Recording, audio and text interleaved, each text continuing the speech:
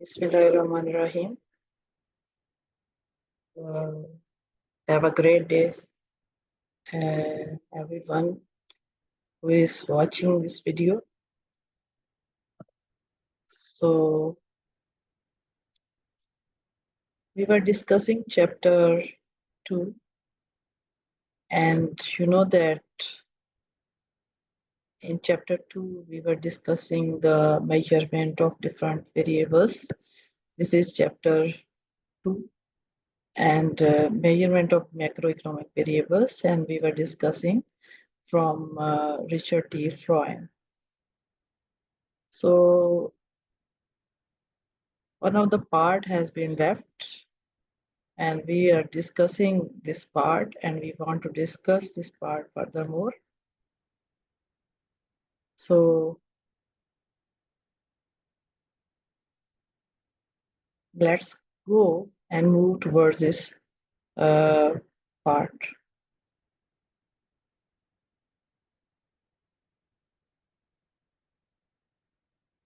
First of all, we are discussing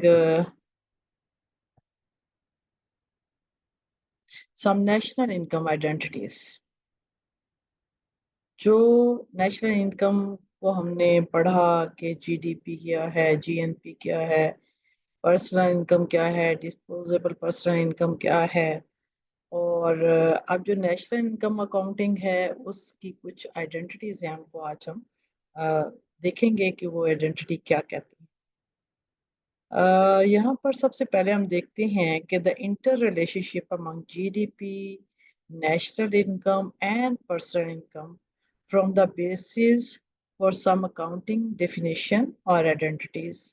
हमने देखना है कि क्या इनमें जो टर्मिनोलॉजीज यूज होती हैं, जिसे हम GDP, national income, personal income कहते हैं, form the basis for some accounting definition, इनकी वजह से अकाउंटिंग डेफिनेशन जो फॉर्मुलेट होती हैं, that are used to construct the macroeconomic models considered in later chapters. अगले चैप्टर्स में हम मैक्रोइकोनॉमिक मॉडल बनाएंगे, तो उसमें हमें ये आइडेंटिटीज जो है वो काम।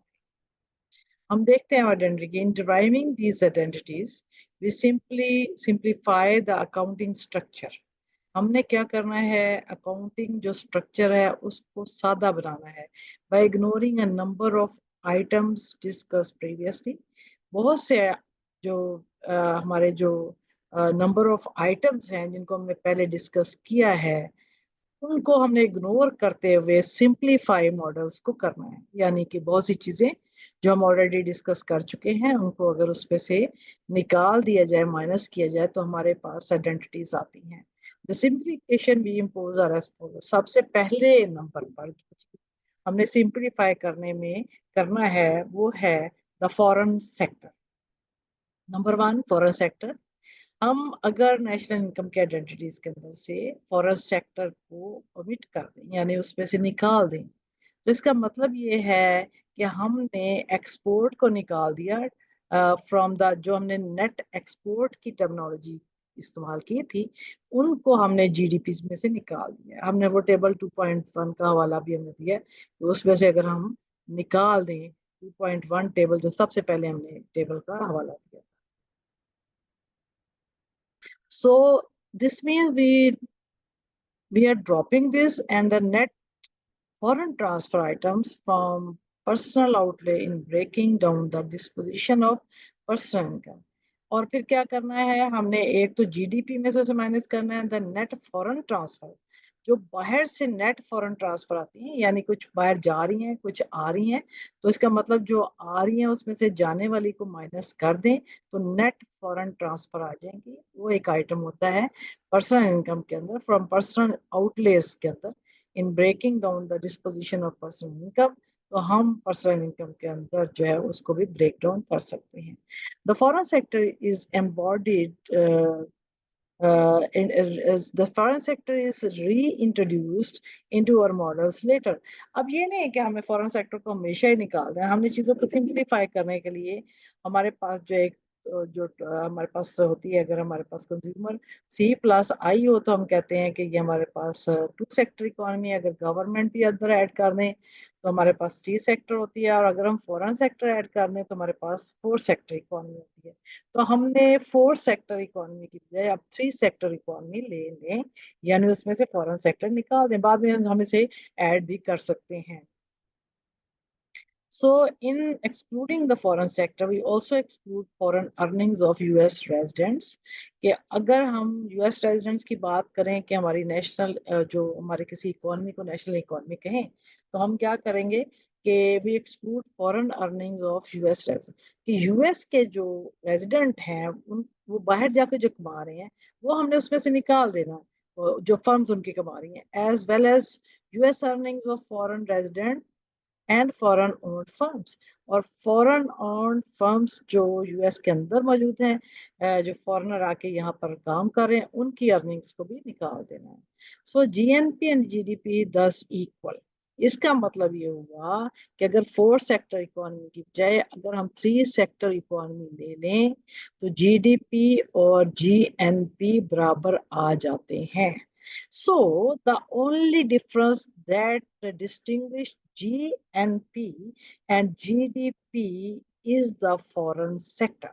So मैं बार बार यही कह रही हूँ कि अगर हम फॉरेन सेक्टर की इंपोर्ट एक्सपोर्ट्स या जो बाहर के लोग यहाँ कमा रहे हैं और यहाँ के लोग बाहर कमा रहे हैं, इनकी सारे एलिमेंट्स को निकाल दें तो हमारे पास GDP is equal to GNP हो जाएगी। This is great terminology. So we can simplify just to inculcate in your mind is remember this sentence.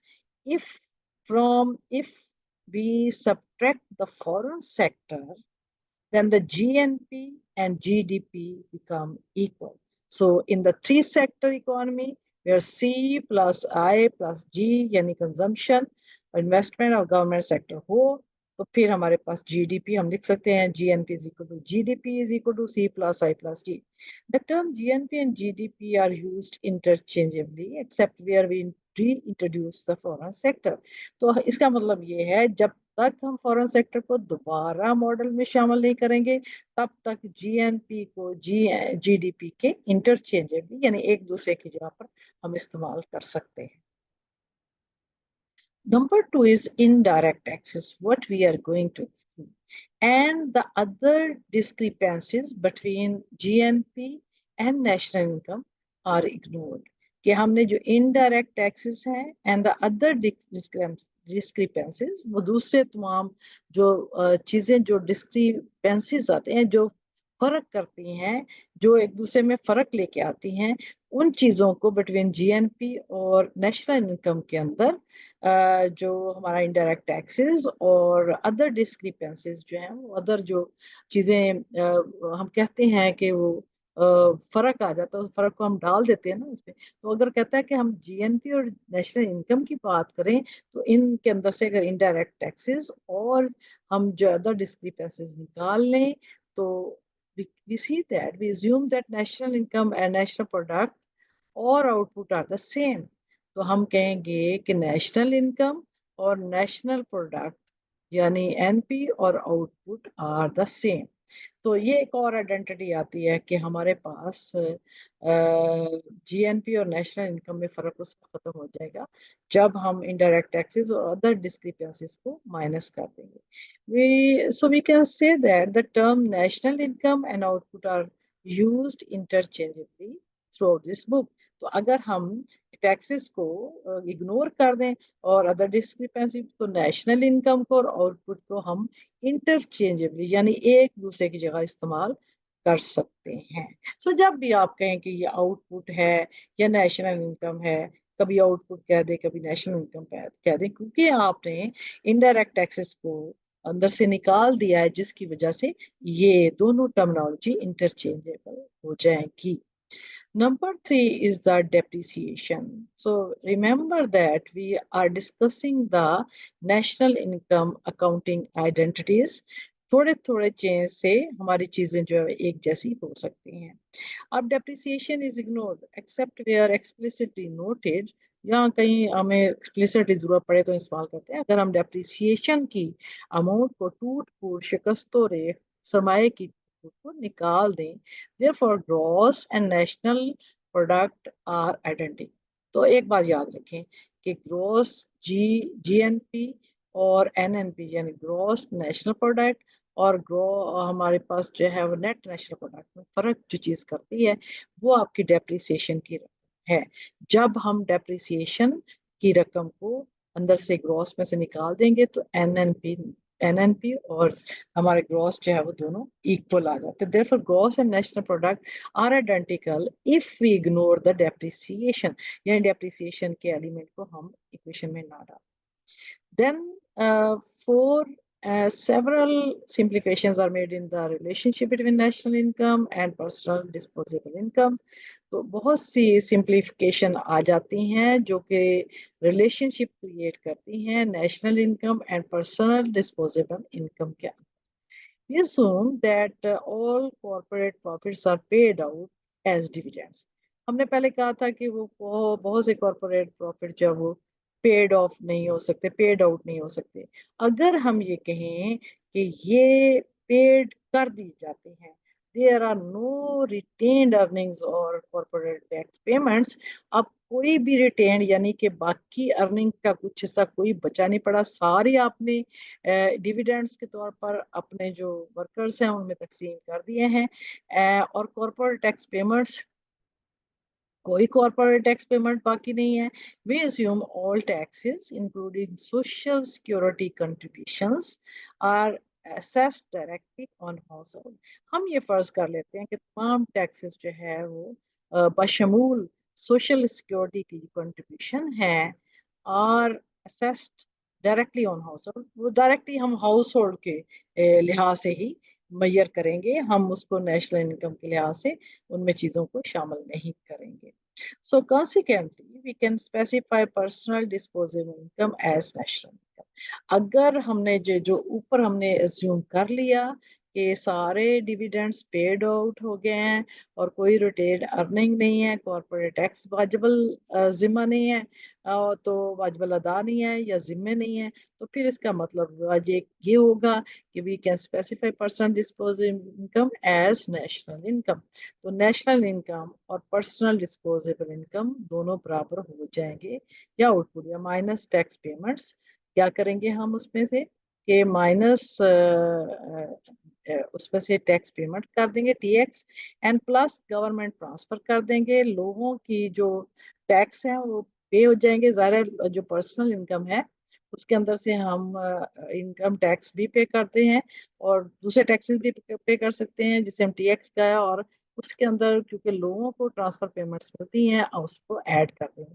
Tax क्योंकि अदा करने होते हैं उसे माइनस कर देंगे और ट्रांसफर पेमेंट्स हम इसमें ऐड कर देंगे, which include government interest payments के जिसके अंदर गवर्नमेंट की इंटरेस्ट पेमेंट्स भी शामिल होती हैं। तो ये सारे हम इस तरीके से अगर इसको हम ऐड करें और सब्ट्रैक्ट करें तो वी लेटिंग नेट टैक्सेस, तो नेट टैक्सेस किसके बराबर आ जाएंगे? Equal tax payment minus transverse.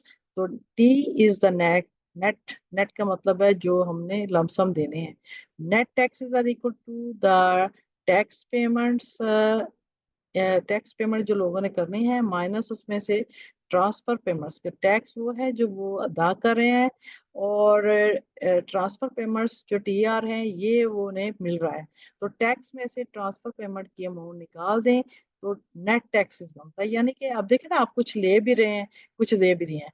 जो ज्यादा ले रहे हैं, अगर आप फर्ज करें आप ज्यादा दे रहे हैं तो उनमें से अगर आपको टैक्स फर्ज करें आपने 100 दिया, 10 रुपए गवर्नमेंट ने आपको ट्रांसफर पेमेंट की शक्ल में अगर पे कर दिया, तो आपने फिर अगर 10 तो पे नहीं किया ना आपने, फिर आपने फर्ज करो 100 पे किया है और उसमें से 10 गवर्नमेंट ने आपको वापस कर दिए हैं, तो फिर आपके नेट टैक्सेस 90 के बराबर होंगे। So we can specify personal disposable income as national income minus क्या करेंगे उसमें से जो नेशनल इनकम दोनों बराबर हैं आ गए हैं तो उनमें से हम टैक्सेस को माइनस कर देंगे और ट्रांसफर पेमेंट्स को जमा कर देंगे तो नेट टैक्सेस हमारे पास आ जाएंगे। So this is again some national income accounting identities. We have personal disposable income, YD, equal to national income y minus net taxes. तो हमने क्योंकि ये कहा था कि डिस्पोजेबल इनकम किसके बराबर है, हमारे पास equal to national income. National income के अंदर से ये जो पीछे हमने जो कुछ कहा है उसको हम इक्वेशन की शक्ल में लिखते हैं कि disposable income is equal to the national income minus T X, taxes minus हो जाएंगे, प्लस टी आर हो जाएगी। इसको हम क्या कहते हैं कि वह हमारे पास जो है वो it is equal to national income minus net taxes. तो मतलब ये हुआ कि आपने ये जो माइनस टी एक्स और प्लस टी आर किया है, तो ये माइनस साइन ही आ गया, इसका मतलब ये कि टैक्सेस ज्यादा पे किए, तो वाई वही है ये वाला, और माइनस टी एक्स और टी आर का मतलब है ये पीछे हमने ये पढ़ा है कि T X minus T R is equal to हमारे पास जो है वो नेट टैक्सेस है, और ये इसका फार्मूले के अंदर ये हमारे पास माइनस टी। तो इसका मतलब नेशनल इनकम में से अगर हम नेट टैक्सेस निकाल दें तो फिर सारा के सारा डिस्पोजेबल इनकम आ जाते हैं, यानी लोगों के तसरफ में ये आप नहीं खा सकते। With this simplification, we have following accounting identity.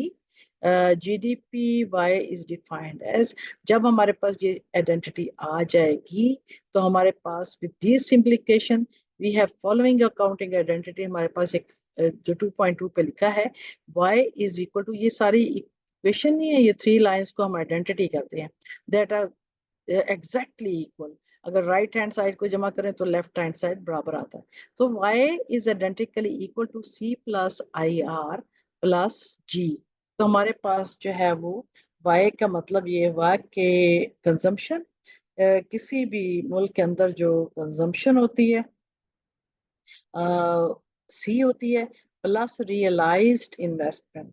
Realised investment का मतलब क्या है, यानी वो इन्वेस्टमेंट जिसको कि हम कहें कि ये अब रियलाइज हो गया, यानी एक्चुअल इन्वेस्टमेंट है, प्लस, अच्छा मैं इसमें एक यहाँ मैं सिर्फ थोड़ा सा एक्सप्लेन करते जाऊं कि एक हम कहते हैं कि प्लान्ड इन्वेस्टमेंट, ये प्लान्ड इन्वेस्टमेंट जो है इसको हम इंटेंडेड इन्वेस्टमेंट भी कहते हैं, यानी मुतवक्को इन्वेस्टमेंट, या इसे हम डिजायर्ड लेवल ऑफ इन्वेस्टमेंट भी कहते हैं।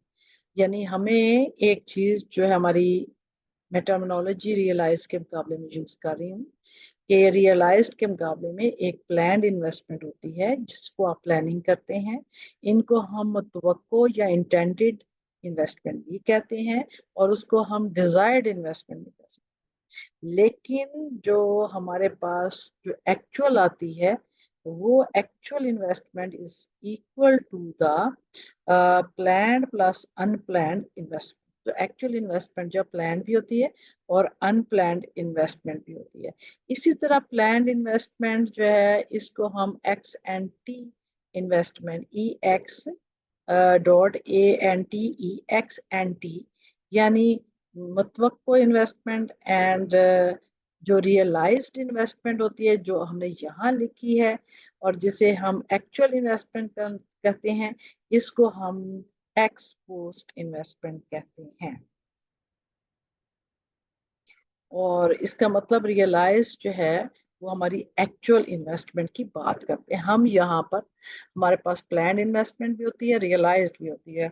तो हम यहाँ पर जो आइडेंटिटी है इसमें हमने एक्चुअल कंजम्पशन ले रहे हैं, तो हमारे पास जो है एक्चुअल आई आर का मतलब आर रियलाइज्ड के लिए, रियलाइज का मतलब ये है कि actual investment plus government purchases of goods and services. G जब भी लेंगे तो जी में जो है दो चीजें शामिल हैं कि ये गवर्नमेंट का एलिमेंट है और गवर्नमेंट जो है वो चीजें खरीदती भी है और अशिया भी खरीदती है। सो this is government goods and service.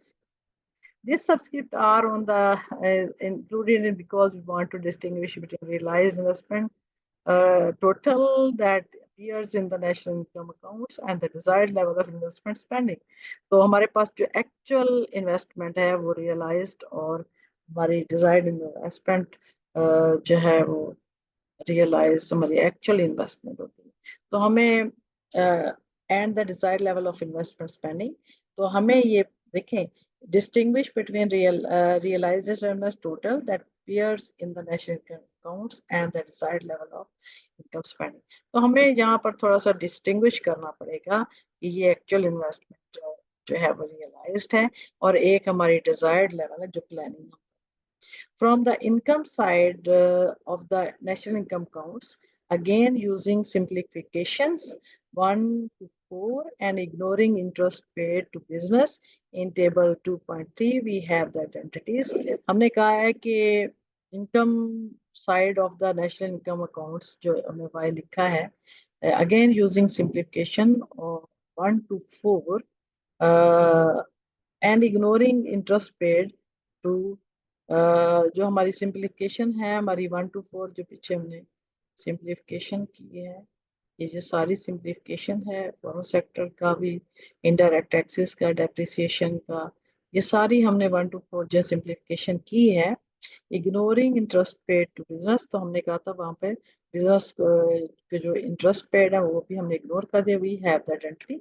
So Y D जो डिस्पोजेबल इनकम हमारे पास आई है वो वाई माइनस टी, ये आया ना हमारे पास वाई डी, ये इसको दोनों को हमने माइनस करके ये वाई माइनस टी आया, और Y D disposable income is equal to Y minus T is equal to identically equal to y किसके बराबर है, जब y में से हम टैक्सेस निकाल देते हैं तो हमारे पास जो डिस्पोजेबल इनकम बचती है उसके दो हिस्से होते हैं, एक कंजम्पशन और एक सेविंग। यानी हमने टैक्स निकाल दिया, अब आप सारे के सारे इनकम के ऊपर आपका अपना अख्तियार है, तो हम इस अख्तियार को दो तरीके से यूज करते हैं, या तो इस अख्तियार में से हम कंजम्पशन करते हैं, बल्कि जरूर करते हैं, और प्लस बाकी जो बच जाता है whatever is not consumed is called saving। तो पता चला कि हमारे पास एक इक्वेशन 2.2 है जो कि y की c plus I R plus G है, ये नेशनल इनकम की है, ये है हमारे पास डिस्पोजेबल इनकम की जो ऊपर हम बयान कर चुके हैं, इसी को हम लिख सकते हैं Y D is equal to Y minus T, ये वही लिखा है। और आगे हमने इसकी मजीद एक्सप्लेनेशन कर दी कि जब इसमें वाई में से टैक्स निकल जाएगा तो वो पैसा जो है ना वो डिस्पोजेबल इनकम को हम दो हिस्सों में तकसीम करेंगे, एक हिस्सा कंजम्पशन और एक हमारे पास। So we have disposable income equals the national income minus net taxes payment, और ये हमने पहले भी कहा goes for consumption expenditure and ये saving we can, हमने ये मैंने ये एक्सप्लेन कर दिया। तो हमारे पास दो एक इक्वेशन है, एक हमारे पास नेशनल इनकम की है, एक डिस्पोजेबल इनकम की है, ये कौम के पूरे के लिहाज से ये हमारी जो है वो अफराद के लिहाज से। अब आगे चलते हैं हम, हमारे पास y is equal to C plus S plus T है। अगर हम देखा जाए तो हमारे पास and because y is both national income and output we combine 2 point, हमारे पास एक तीसरी इक्वेशन है y is identically equal to c plus s plus t। तो इसका मतलब ये है जो इनकम है आपकी नेशनल इनकम उसमें एक कंजम्पशन है, एक सेविंग है और एक टैक्सेस है। तो and because Y is both national income and output we can combine, ये नेशनल इनकम एंड आउटपुट बराबर हो गया है। हमने कहा था कि वाई के अंदर जो है वो नेशनल इनकम एंड आउटपुट के तौर पर भी हम यूज कर सकते हैं। 2 पॉइंट अगर ये देखा जाए तो ये हमारी नेशनल इनकम एंड आउटपुट है, we can combine 2.2 and 2.3 to write. तो हम 2.2 और 2.3 को कंबाइन करके लिख सकते हैं। और कैसे हमने लिखा, C plus I R plus G is equal to, ये वाई सेंटर में आ गया, और C plus S plus T. तो हमारे पास जो है ये तो था ना, यहाँ पर अगर आप गौर करें तो ये डिस्पोजेबल इनकम है, Y D is equal to Y minus T plus S. और अगर हम किसी भी फर्द की इनकम को टोटल देखें तो उसके डिस्पोजेबल से पहले देखें तो नेशनल इनकम बनती है ना अफराद की इनकम, तो Y is equal to C plus S plus T, यानी टैक्सेस को माइनस करने के बजाय हमने ऐड कर दिया तो वो टोटल नेशनल इनकम जो है वो शामिल हो जाएगी। तो अगर हम कहें कि y is equal to C plus S plus T है, तो so this is the national income identity, this is disposable income identity, this is again national income identities where there is no disposable income, rather the taxes when from y we and subtract taxes we have disposable income. But when, and it is equal to C plus S. And if we, in this, if we add taxes, we will not have disposable income, rather we will have national income. So this is another national income identity. So we write it, equation number 2.2, we write C plus IR plus G, and Y, this we put it here, and C plus S plus T. This identity states the expenditure on GDP. C plus IR plus G, ये सारी expenditure की side है, by definition equal to this position of national income C plus S plus T। तो इसका मतलब ये है कि ये वाली साइड ये साइड के बराबर होती है, यानी कंजम्पशन के बराबर आएगा। इंटेंडेड आपकी रियलाइज इन्वेस्टमेंट आपकी सेविंग के बराबर होगी, और आपकी जो जी है गवर्नमेंट की जो एक्सपेंडिचर है गवर्नमेंट के टैक्स के बराबर है। तो ये आइडेंटिटी कहलाती है, ये सारे एक दूसरे के इक्वल है। सो this is how we can have this equation as this. This is simply equal to this. Ab now we come to measuring price changes, real versus nominal GDP. अभी तक हमने prices का जिक्र नहीं किया कि यहाँ पर price का भी रोल है. So far the figures we have been discussing are nominal GDP. Nominal GDP आपको जैसे बताया है कि which measures currently produced goods and services, कि ये इसमें दौरे हाजिर के अंदर, मौजूदा दौर के अंदर या मौजूदा साल के अंदर currently produce goods and services को इवेल्युएट किया जाता है, जांचा जाता है एट करंट मार्केट प्राइसेस। यानी हमारी गुड्स एंड सर्विसेज भी करंट ईयर की हैं और प्राइसेस भी करंट है, ये लेटेस्ट प्राइसेस हैं। GDP measured at current market prices will change.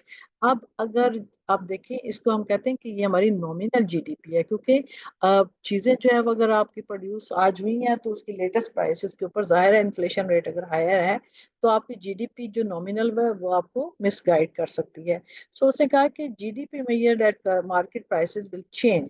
लेकिन अगर आप इसको करंट मार्केट प्राइसेस पे जो मेजर करते हैं वो उसे हम चेंज कर सकते हैं when the overall price level changes. जब प्राइस लेवल ओवरऑल यानी किसी मुल्क का ओवरऑल प्राइस लेवल चेंज हो जाए तो हम कहते हैं कि ये जीडीपी हमारी जो है वो चेंज हो जाएगी। सो आपकी जो जीडीपी होती है वो is equal to P into Q होता है, यानी प्राइस एंड क्वांटिटी को जरा अगर आपकी क्वांटिटी फिक्स है और प्राइसेस चेंज हो जाएगा तो आपका जीडीपी की वैल्यू बढ़ जाएगी। So number 2, when the volume of production changes. इसी तरीके से पी इंटू क्यू है, तो प्राइस अगर कांस्टेंट भी है यानी कि प्राइस नहीं चेंज हो रही करंट, तो ये स्टेबल है, लेकिन क्वांटिटी चेंज हो जाए तो फिर भी हमारा जीडीपी चेंज हो सकता है। So GDP can be, GDP at market prices can be changed by two way. Either the price, current price level has increased, inflation बढ़ गया है तो GDP gross domestic product बढ़ जाएगी, और अगर आपकी प्राइसेस नहीं बढ़ती, आपकी आउटपुट बढ़ती है तो फिर भी आपकी जीडीपी बढ़ जाएगी। For many purposes we want a measure of GDP that varies only with the quantity of goods produced। वो बहुत सी वजूहात की बिना पर हमें जीडीपी को ऐसे मेजर करते हैं that varies only with quantity of goods produce, कि अगर जीडीपी जो है वो क्वांटिटी प्रोड्यूस के साथ साथ चेंज हो, प्राइस के साथ चेंज ना हो, क्योंकि प्राइस के साथ चेंज आने से रियल चेंज नहीं आएगी, नॉमिनल चेंज आएगी, यानी जर की शक्ल में चेंज आएगी। Such a measurement would become would be most closely related to employment, क्योंकि इस तरह की जो चेंज होगी वो एम्प्लॉयमेंट से रिलेटेड होगी। इसे हम रियल चेंज भी कहते हैं, रियल वेरिएबल चेंज होते हैं। मसलन जब आप आउटपुट चेंज करते हैं या बढ़ाते हैं तो किसने प्रोड्यूस करनी है, कैपिटल, लेबर तो उसमें जरूर शामिल होगा। अगर आपका कैपिटल कांस्टेंट है भी तो उसके ऊपर लेबर की क्वांटिटी को आप बढ़ाते जाएंगे तो एम्प्लॉयमेंट बढ़ेगी। सो ये आउटपुट और एम्प्लॉयमेंट का चोली दामन का साथ है, yani where there is higher output there will be definitely there will be element of higher employment.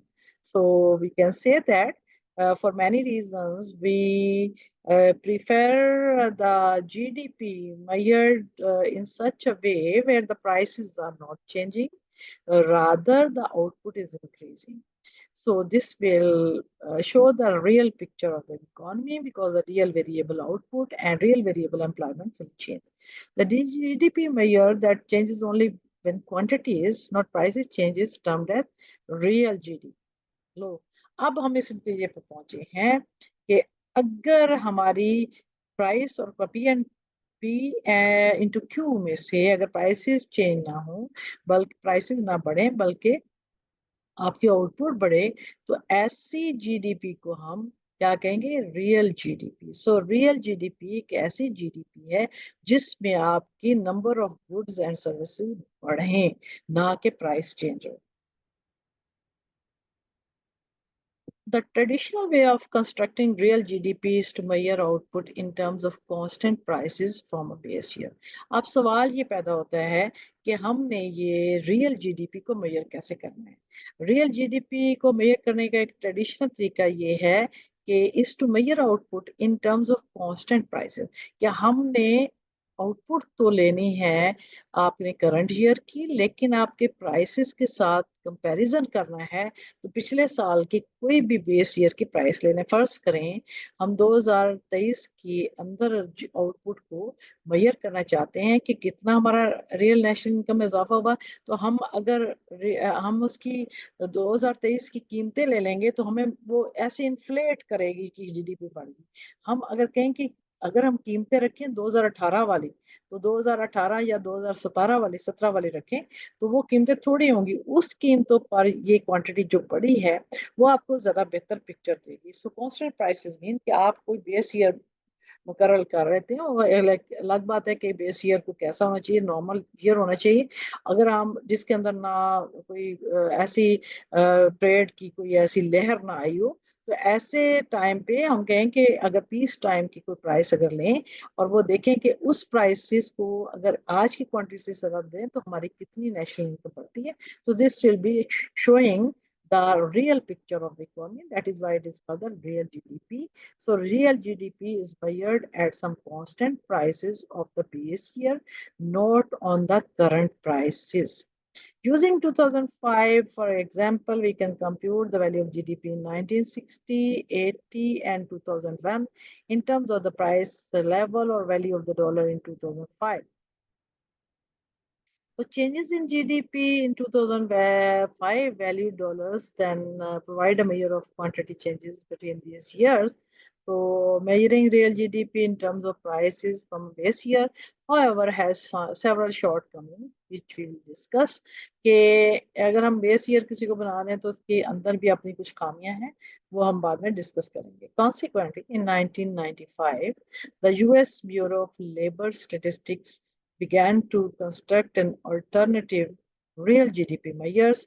तो फिर 1995 में अमेरिका का ब्यूरो ऑफ लेबर स्टैटिस्टिक्स ने जो बेस ईयर पे मेजर की हुई जो जीडीपी थी उसकी कुछ खामियों को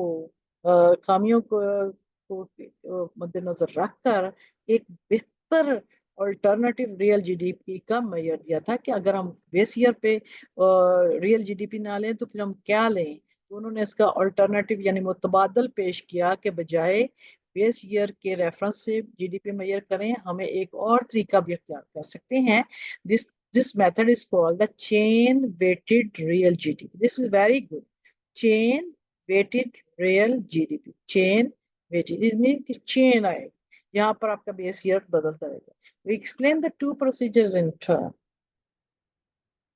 real GDP in prices from a base year column अगर हम देखें column 1 of table 2.6 shows nominal GDP for selected years table 2.6 let's have यहाँ पर हमारे पास नॉमिनल जीडीपी क्या है बिलियंस ऑफ करंट डॉलर्स तो हमने जो है 1960 की नॉमिनल जीडीपी 1960 की प्राइसेस पे 1970 को 1970 के इसी तरह 2010 को 2010 की प्राइसेस पे मेजर किया तो हमारे पास जीडीपी 526 आया 0.4 आ गया तो ये है बिलियंस ऑफ करंट डॉलर्स और ये है हमारे पास रियल जीडीपी 2005 में है और फिर उसके बाद इम्प्लिसिट जीडीपी डिफ्लेटर कॉलम 1 और 2, कॉलम 1 को कॉलम 2 से डिवाइड किया और मल्टीप्लाई बाय 100 किया, तो इम्प्लिसिट जीडीपी डिफ्लेटर हमारे पास आया। तो हम जरा इसको देखते हैं पीछे जाकर कि हमने क्या किया है कि column 5 to 6 shows nominal GDP for selected years. Column 2 shows the value of real GDP measured in 2005. ये मैंने पहले डिस्कस किया. Prices for each of these years. In 2005, real and nominal GDP are the same because base year prices are current prices. 2005 में current price है, अगर हम 2005 को जो है वो बेस ईयर रखा है तो हमारे पास 2005, ये 2005 आ गया है. तो 2005 में 12,623 और ये 12,623. नॉमिनल जीडीपी और रियल जीडीपी दोनों इक्वल हैं, क्योंकि जो भी हम बेस ईयर रखेंगे वो हमारा बेस ईयर जो है उस पर, क्योंकि हमने उसका उसी की प्राइसेस को लिया है, तो करंट ईयर की प्राइसेस और बेस ईयर की प्राइसेस, उसमें करंट ईयर भी 2005 है, बेस ईयर भी 2000, तो इसलिए जब जो भी बेस ईयर लेंगे उस पर जो है नॉमिनल जीडीपी और रियल जीडीपी एक ही होंगे, क्योंकि वहां पर वो बेस ईयर भी है और करंट ईयर भी है. सो आगे हम देखते हैं, उसी पे चलते हैं. कन्वर्स, अच्छा अब क्या है, हमने कहा कि current are prices in prior years when current prices were lower. जब पिछले सालों में 2005 से पीछे चले जाएं, तो जब करंट प्राइसेस आ रहे पिछले सालों में कमी होती है. Real GDP was higher than nominal GDP. जब प्राइसेस जो है वो क्या थी, प्राइसेस वर लोअर थी, तो नॉमिनल जीडीपी से real GDP was higher than the C. अच्छा, आप 2005 से ऊपर चले जाएं तो रियल जीडीपी देखें 9870, ये 11,216, ये नॉमिनल जीडीपी से हायर है. ये 5,803, ये 8,027 है, ये ज्यादा है. ये 2,789 है, ये 5,834 है.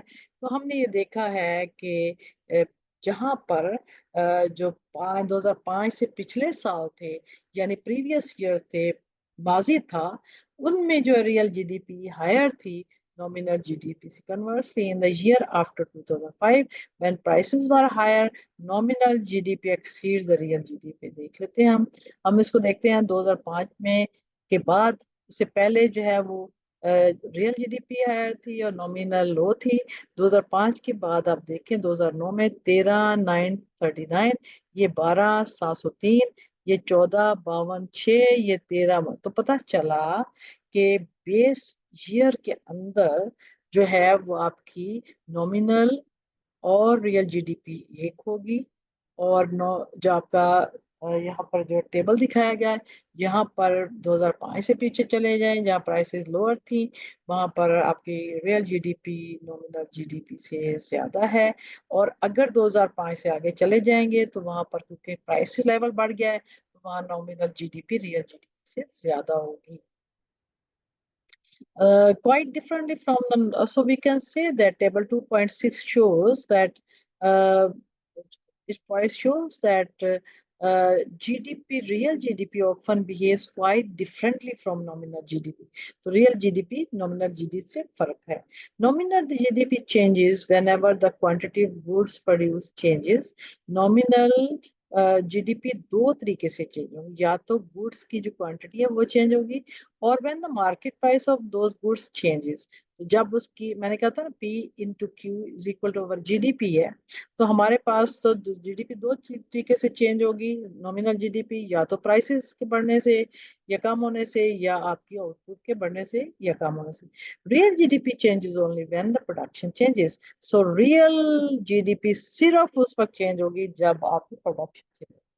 तो नॉमिनल जीडीपी दो चीजों से चेंज हो सकती है, इधर ड्यू टू प्राइसेस और ड्यू टू क्वांटिटी. लेकिन रियल जीडीपी प्राइसेस की वजह से चेंज नहीं होगी, बल्कि सिर्फ और सिर्फ प्रोडक्शन की क्वांटिटी के चेंज होने से होगी. So therefore, when prices are changing dramatically, the movement of the two measures diverge sharply. जब prices बहुत तेजी से change हो तो दोनों के अंदर डाइवर्जन, यानी दोनों एक दूसरे के उलट चलना चाहिए, एक बढ़ गई है और दूसरे कम, दोनों का फासला बढ़ता शुरू हो जाएगा। हाई इन्फ्लेशन में आपके रियल जीडीपी और नॉमिनल जीडीपी में फर्क बहुत ज्यादा बढ़ जाएगा। The table shows for example that while nominal GDP rose by approximately 250 billion from 1973 to 75, real GDP declined।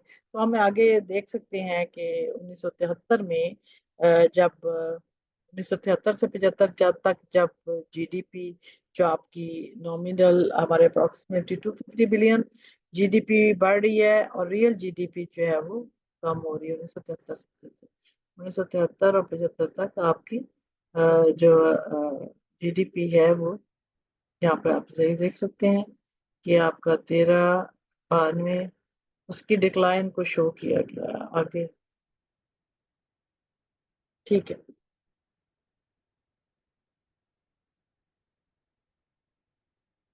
So GDP rose by approximately 50 billion from 1970, तो real GDP decline हुई है। Again between 1979 and 80, इसको आप table पे देख सकते हैं, there was a rapid increase in nominal GDP, के nominal GDP बहुत तेजी से इंक्रीज हुआ है, but fall in real GDP में fall है। In both periods, real GDP declined because production of goods and services declined, कि रियल जीडीपी दोनों सूरतों में रियल जीडीपी सिर्फ और सिर्फ इसलिए कम की है कि आउटपुट में कमी आएगी। Prices however rose rapidly enough in these inflationary years to make nominal GDP rise। दोनों सूरतों, दोनों सिचुएशन में जो आपकी प्राइसेस हैं rose rapidly enough in this inflationary year में प्राइसेस बहुत तेजी से बढ़ी हैं, जिसकी वजह से नॉमिनल जीडीपी बढ़ गई। So again, we are discussing real GDP in prices from base year. Now consider the number in column 3 of table 2.6 में चले जाएं। अगर हम column 3 पे चले जाएं, 1 2 3,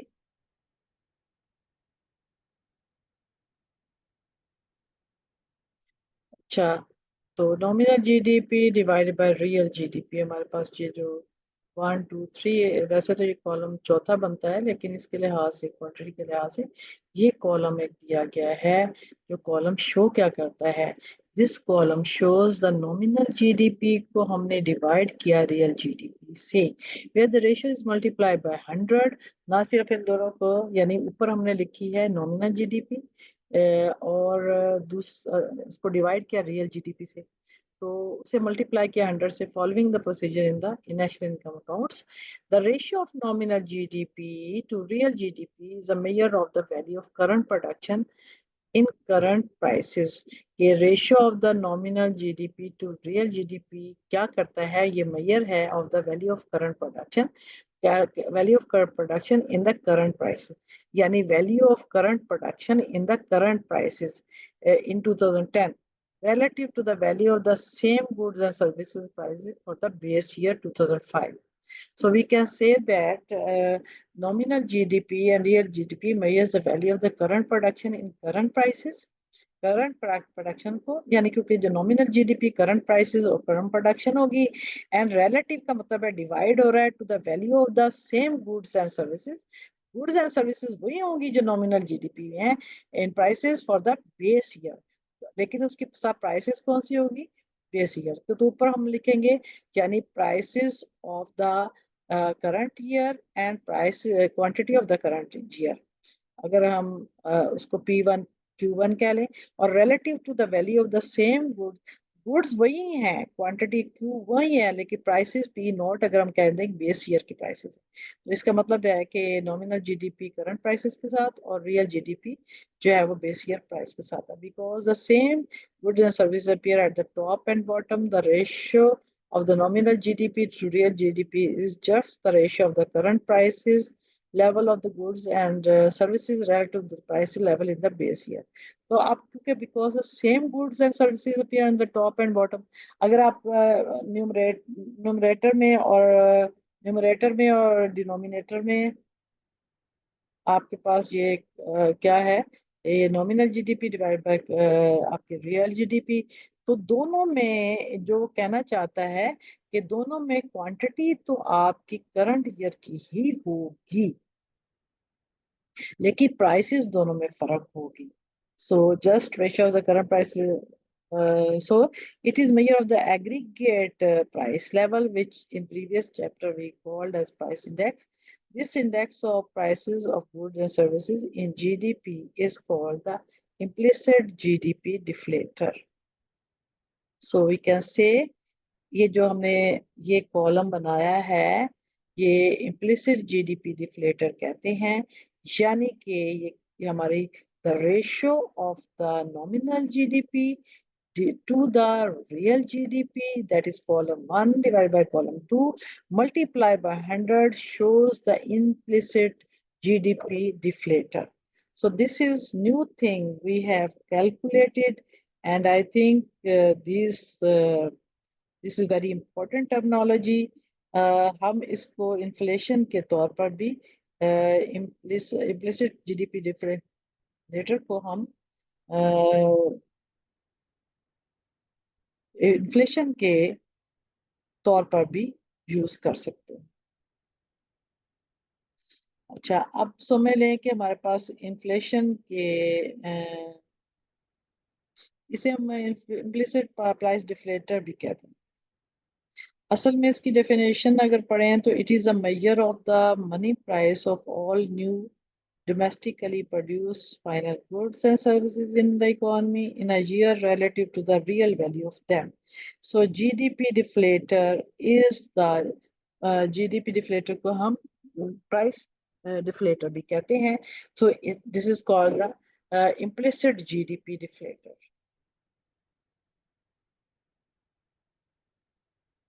So up till now we have two types of we have discussed the three types of inflation. One is called the CPI, Consumer Price Index. The other is the PPI, Producer Price Index. And the third one is GDP deflator or implicit GDP deflator. So this is how called the price like actually eight national level इसको हम calculate करते हैं. लेकिन अगर consumers internal affair को देखना है तो हम सीपीआई को देखते हैं. अगर इंटरनेशनल कंपैरिजन करना हो तो बेहतर है कि जीडीपी डिफ्लेटर को देखें. तो यहाँ पर 18.6% इन्फ्लेशन है, फिर 24% बढ़ी है, फिर 28, 30, 33, 43, 47, 72, 87, 100, 100, 09, 111. So there is constant increase in inflation, which shows that our real GDP, there's a difference between the real GDP and nominal GDP. Now we assume we measure changes in aggregate price level by comparing values of implicit GDP deflator in different years. First, compare the implicit price deflator between the base year 2005 and 2010. In the base year, the real and nominal GDP are the same, and the implicit price deflator has value of 100. So देखें हम इसको कि जी 2005 में क्या हुआ था, क्योंकि आपकी जो है वो नॉमिनल जीडीपी और रियल जीडीपी एक जैसी थी. तो जब हम इसे डिवाइड करेंगे एक जैसी वैल्यूज को 100 से मल्टीप्लाई करेंगे तो हमारे पास 100 ही आता है. लेकिन अगर 2010 से मल्टीप्लाई से कंपैरिजन करेंगे तो हमारे पास जो है वो वैल्यू 100 की बजाय 111 आया है. अच्छा, अब 111 है. This means GDP at current prices in 2010 was 11% higher than the same goods and services valued at 2005 prices. बहुत अच्छा ये कंपैरिजन हम कर रहे हैं. या तो हमारे पास जो है वो बेस ईयर में आपका जीडीपी डिफ्लेटर की वैल्यू 100 आएगी. अब हमने इसे 100 से कंपैरिजन करना है कि हम देखेंगे अगर 2010 की वैल्यू देखें, इम्प्लिसिट जीडीपी डिफ्लेटर की वैल्यू आई है 100 की बजाय है 111 आई है.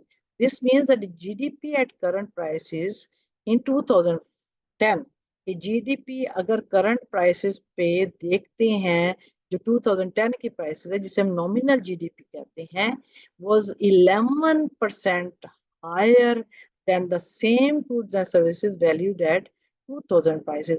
कि आपकी जो जीडीपी जो हमने करंट प्राइसेस पे देखी है वो हमारे अगर उसे हम 2005 की प्राइसेस पे मेजर करें तो हमारे पास जो है वो 11% जीडीपी जो नॉमिनल है वो हमारी हायर नजर आई है। देखिए ना, ये है 100 और 100 के अंदर चेंज है ये 111 है, तो इसका मतलब है 111 में से 100 निकालें तो हमारे पास 11 आता है, तो 11% हमारे पास जो है वो अगर हम बेस ईयर पे की प्राइसेस पे से मेजर करें तो नॉमिनल जीडीपी जो है हमारी क्या आएगी, ये 11% हायर है as compare to the as compared to the 2010 prices. So this means that GDP at current prices in 2010 nominal GDP कि 2010 में जो nominal GDP थी वो क्योंकि वो हमें मिसलीड करती है, वो ऐसा लगता है कि हमने हमारी जीडीपी बढ़ गई है, हालांकि वो जीडीपी 11% हायर है at then the same goods and services value at 2000। अगर इन सेम गुड्स एंड सर्विसेज को 2005 पर वैल्यू करें तो हमें पता चलता है कि 2010 में नॉमिनल जीडीपी 11% हायर थी as compare to the constant at constant prices. The aggregate price level as measured by GDP deflator, तो एग्रीगेट प्राइस लेवल जो है वो जीडीपी डिफ्लेटर जो हमारे मेजर ही, इसको हम इन्फ्लेशन का मेजर भी कहते हैं, रोज 11% बिटवीन 2005 एंड 10। तो हम कहते हैं 2005 और 10 के दरमियान में हमारी इन्फ्लेशन रेट 11% बढ़ गई है। सो जीडीपी नॉमिनल जीडीपी अगर 11% बढ़ी हुई नजर आ रही है तो वो प्राइसेस की वजह से ही आ रही है। इसी तरह अगर हम 2009 में ले लें तो 109 है, तो हम कहेंगे कि ये 9% इन्फ्लेशन बढ़ गई। We can also use the implicit GDP deflator to measure price changes between 2 years, neither of which is the base year. हम इनको हम कोई बेस ईयर ना भी हो हम तो दो ईयर्स की जा कंपैरिजन किया जा सकता है। मसलन हम कहते हैं कि between 2009 to 2010 implicit GDP deflator rose by 109.7 to 111 as measured by this index. The percentage rise in the aggregate price level between 2009 and 2010 was क्या थी, वो हमने कैसे मेजर करनी है, अगर दो सालों को कंपैरिजन करना है तो इसका तरीका क्या है। ना सिर्फ ये कि हमारा कहने का मकसद ये है कि ना सिर्फ ये कि हम बेस ईयर के साथ किसी प्राइस को कंपेयर कर सकते हैं, बल्कि हम दो कंसेक्टिव या दो डिफरेंट ईयर्स की प्राइसेस को भी कंपैरिजन कर सकते हैं। मसलन हम यहाँ पर अगर आ जाएं, हम कहें कि जी 2009 में प्राइसेस 109 थी और 2010 में जो 111 होंगी, तो हम क्या से मेजर करेंगे, इसका तरीका ये है कि 110 111 सॉरी 111 जो हमारा 2010 की प्राइसेस है माइनस 2009 की प्राइसेस 109.7 प्लस हम करेंगे क्या करेंगे इसमें 109 यानी कि ये 2009 की प्राइसेस को ऐड करेंगे, तकसीम करेंगे और सॉरी प्लस से करेंगे, तकसीम करेंगे और इसे मल्टीप्लाई करेंगे 100 से, तो हमारे पास क्या आ जाएगा 1.2%। Before going on, consider how the GDP deflator got its name. The ratio of nominal to real GDP is termed as GDP deflator because we can divide nominal GDP by this ratio to correct for the effect of inflation on GDP। क्योंकि हम जो है वो correction करना चाहते हैं जो inflation में इजाफा हुआ होता है, इसलिए हम इसे डिफ्लेट करते हैं, टू डिफ्लेट जीडीपी, यानी जीडीपी को हम डिफ्लेट करते हैं, divide nominal GDP by this ratio two correct for the effect of inflation, यानी नॉमिनल जीडीपी को इन्फ्लेशन के इफेक्ट को करेक्शन करने के लिए हम उसे रियल जीडीपी से डिवाइड करते हैं ताकि वो डिफ्लेट हो जाए, यानी हमें वो डिफ्लेशन में नजर आए। This follows because GDP deflator is nominal GDP divided by real GDP, real GDP is equal to, अगर हमने ये तो हमारे पास आएगा कि इस साल से इस साल तक 1.2% प्राइसेस में इजाफा होगा और इसका फार्मूला ये है, और अगर हम इस फार्मूले में से कोई एक चीज कैलकुलेट करने चाहते हैं तो हम चाहते हैं रियल जीडीपी को कैलकुलेट करें, तो रियल जीडीपी को हम ले जाते हैं उधर, ये जाके चला जाएगा रियल जीडीपी और जीडीपी डिफ्लेटर को इससे डिवाइड कर दें। The GDP deflator is an implicit price index in that we first construct a quantity measure, real GDP, and then compare the movement in the GDP in current and constant dollars to gauge the changes in prices. हम इसको GDP deflator को implicit इसलिए कहते हैं कि इसलिए कहते हैं कि पहले हम क्या करते हैं, क्वांटिटी मेजर को करते हैं, क्वांटिटी को मेजर करते हैं रियल जीडीपी के लिए, and then compare the movement in GDP in current and constant prices. हम जीडीपी को करंट और कांस्टेंट प्राइसेस पे मेजर करते हैं ताकि उनकी प्राइस की चेंजेस को देख सकते हैं, इसलिए हम उसे इम्प्लिसिट कहते हैं। We do not explicitly measure the average movement in prices. हम एवरेज मूवमेंट इन प्राइसेस को एक्सप्लिसिट नहीं देखते।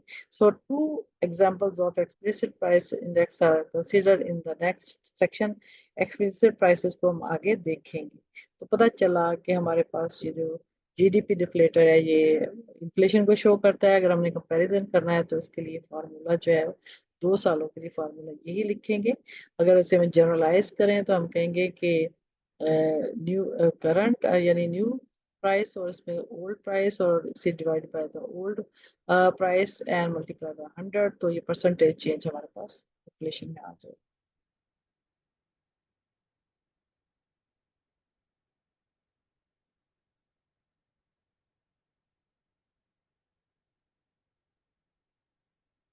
सो चेन हमारे पास अब आता है चेन वेटेड रियल जीडीपी, जिसकी अभी तक हमने बात की।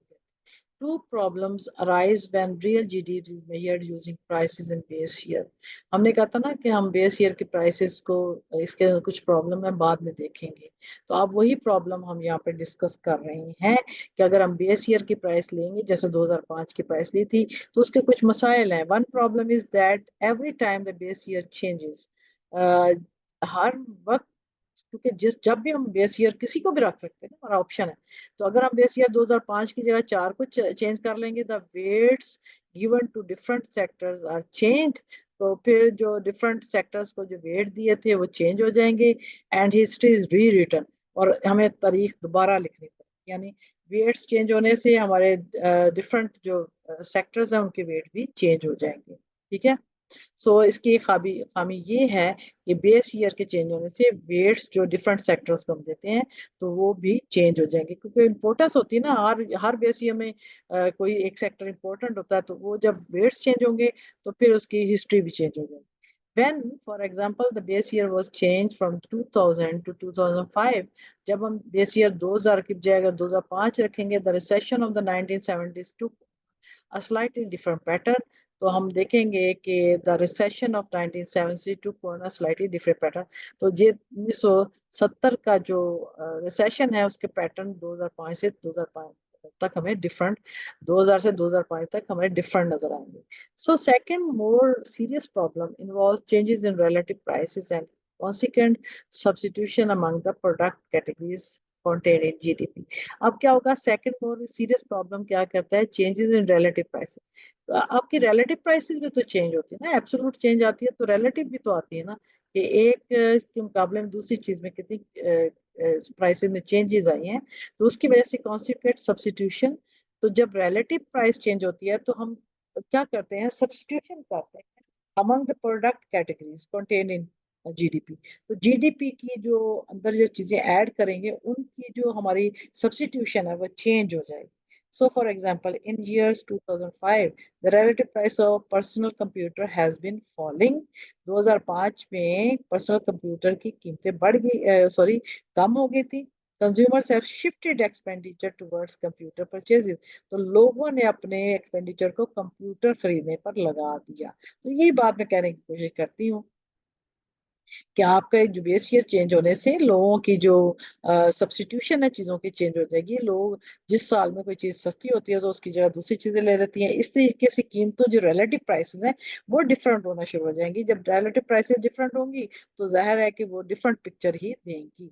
If in calculating real GDP we use the higher 2005 prices, कि अगर हम 2005 में की हायर जीडीपी प्राइसेस को कैलकुलेट करेंगे to weight the computer component, अगर उस दौर में हम कंप्यूटर की हायर प्राइस कैलकुलेट करेंगे, computer will be over estimated as a GDP component, तो क्योंकि उसकी डिमांड ज्यादा हो जाएगी, तो इसलिए कंप्यूटर जो है वो क्या करेगा, ओवर एस्टिमेट करेगा जीडीपी को, कंप्यूटर का जो एलिमेंट है वो ओवर एस्टिमेट कर सकते हैं। सो द बेस ईयर के चेंज होने से आपकी जो पिक्चर है जीडीपी की डिफरेंट होना शुरू हो जाएगी, ये इसकी खामी। उसके बाद है जी टू एड्रेस दिस प्रॉब्लम्स। अब इन प्रॉब्लम्स को पहले भी मैंने लिखा है, बताया है सॉरी, कि वी एड्रेस इन प्रॉब्लम्स को हल भी तो करना है। तो फिर bureau of economic analysis, the government agency that maintains the national income accounts, ये अमेरिका की गवर्नमेंट की एजेंसी है जो नेशनल इनकम अकाउंट को मेंटेन करती है। In 1995 introduce a new chain weighted measure of real GDP. उन्होंने कहा जी बेस ईयर ठीक नहीं है, इसके अंदर खराबी है, वेट चेंज हो जाते हैं, कुछ लोगों की डिमांड चेंज हो जाती है, तो ये डिफरेंट फर्क पड़ता है, लोगों की सब्सिट्यूशन चीज़ों की हो जाती है।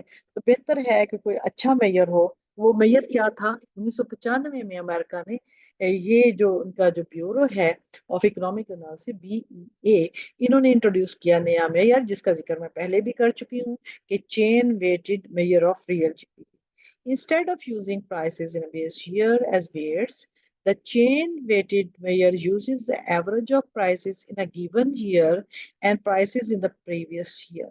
तो वो क्या करता है चेन वेटेड मेजर्स, मेजर क्या यूज करता है, uses the average prices in a given year, कि किसी खास साल में एवरेज प्राइसेस ले लेते हैं, and the prices in previous year, और प्रीवियस ईयर की प्राइसेस को भी ले लेते हैं। Thus, real GDP in 2010 is calculated using 2009 and 2010 prices as weight. हम क्या कहते हैं कि इनकी प्राइसेस की एवरेज ले लें। जीडीपी, रियल जीडीपी इन 2010 क्या है, इज कैलकुलेटिंग यूजिंग, यानी 2010 अगला साल है, और 2000 यूजिंग 2009 और 2010 प्राइसेस एज वेट्स। ये रियल जीडीपी जो हमने 2010 में कैलकुलेट करनी है, उससे क्या करेंगे कि हमने क्या करना है कि 2009 और 10 की प्राइसेस को एज अ वेट यूज करना है, 2010 की रियल जीडीपी कैलकुलेट करेंगे। In effect the base moves forward each year, तो बेस हर साल बदल जाएगी। To eliminate the problem cause by relative price, जो रिलेटिव प्राइस जो हमने बेस ईयर ए की फिक्स किया था, उसके प्रॉब्लम को हल करने के लिए हमें क्या है कि बेस मूव्स फॉरवर्ड, अगर 2010 के लिए 2009 और 2010 लेंगे, तो अगर 2011 में आपने रियल जीडीपी लेनी है, तो फिर 2011 और 2010 की हम लेना शुरू कर दें। So cause by induced induce substitution such as those in the computer, जैसे हमने कंप्यूटर के सिलसिले में कहा था कि लोग सब्स्टिट्यूशन करेंगे, तो इस तरह की सब्स्टिट्यूशन जो है वो सामने हमें इसकी खामी आने के बाद हमने इसकी जो है वो बेस है वो रिलेटिव प्राइस की चेंज होना शुरू हो जाएगी। Because the GDP deflator measures changes in prices of all currently produced goods and services, it is the most comprehensive measure of the rate of price changes. तो ये जो है वो या it is the most comprehensive measure of the rate of price changes. तो ये अब हम देखते हैं the consumer price index and the producer price index. अब हमारा अगला जो सेक्शन शुरू हो गया वो कंज्यूमर प्राइस इंडेक्स और प्रोड्यूसर प्राइस इंडेक्स को, तो वो हम अगले लेक्चर के अंदर पढ़ेंगे। ठीक है, तो मेरा ख्याल में आपको ये सारा आज का जो लेक्चर है, ये इस हिस्से के अंदर हमने डिस्कस कर लिया है रियल जीडीपी और नॉमिनल जीडीपी और different identities of national income पढ़ लिया। तो अभी तक के लिए अल्लाह हाफिज, and I think we should finish our today's lecture. We should stop sharing. We should